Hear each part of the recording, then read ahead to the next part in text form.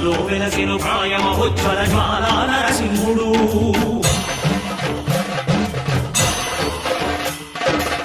భక్తాభిష్టములన్నీయు తీర్చే లక్ష్మీ నరసింహుడు